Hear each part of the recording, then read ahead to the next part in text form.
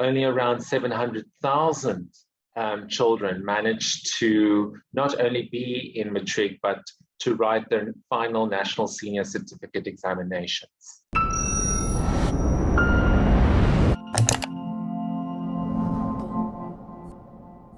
Demand for independent schools have risen sharply in South Africa.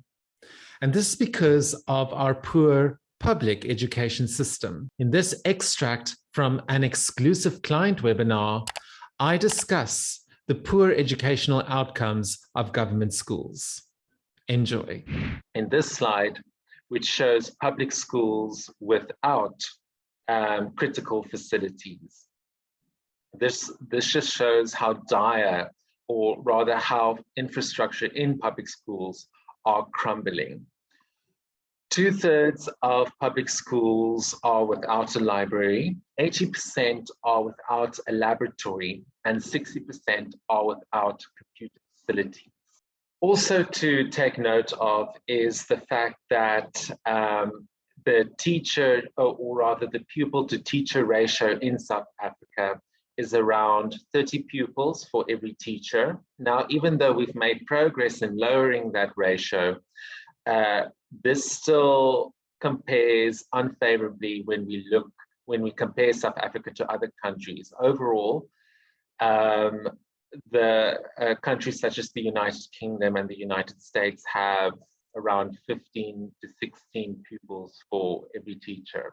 South Africa, therefore, has a lack of teachers, and that means that we just have bigger classrooms, and the output or the provision of education therefore suffers as a result. And so due to a lack of resources and poor, or rather shortage in skilled teachers, that has severely affected South Africa's educational output.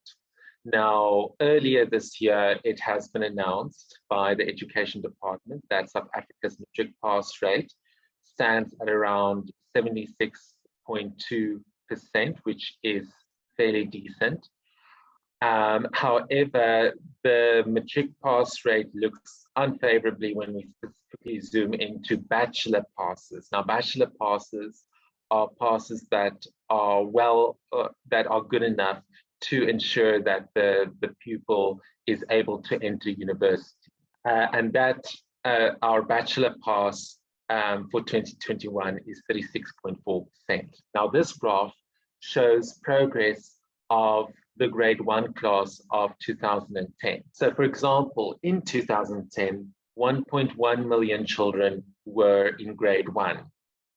However, by 2021, only around 700,000 children managed to not only be in matric, but to write their final national senior certificate examinations. And only a half of the original grade 1 cohort, more than 500,000, passed their national senior certificate examinations.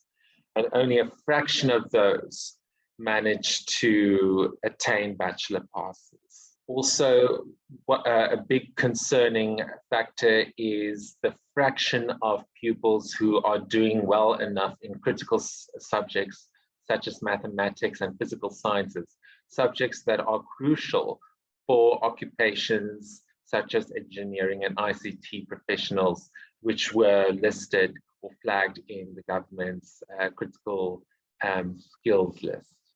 Now, for example, in 2021, only a fifth of Black pupils attained a math pass above 50%, and only a quarter of Black pupils attained a physical science pass rate of more than 50%. The poor educational outcome from public schools is having an effect on the number of public schools to some degree. This graph looks at the change in the number of pupils in public and independent schools between 2000 and 2021. Now, these red bars show that the number of pupils in public schools have declined, especially in rural provinces such as the Eastern Cape, the Free State, Limpopo, and the Northwest. Independent schools, on the other hand, as shown here by these orange bars, have increased, or rather, the number of pupils in independent schools have increased dramatically since 2000. And this is especially true for the Eastern Cape, Gauteng, Limpopo, the Northwest. This is partly due to because there is an exodus from public schools as parents try to escape the poor provision of education from public schools. But it's also partly due to the introduction of low-fee independent schools, such as Sparks. Thank you for watching. If you enjoyed this analysis, please like and share this video. Also, if you're not a subscriber yet to the CRA's services, please click on the link in the description below to join our 30-day free trial. Till next time, take care.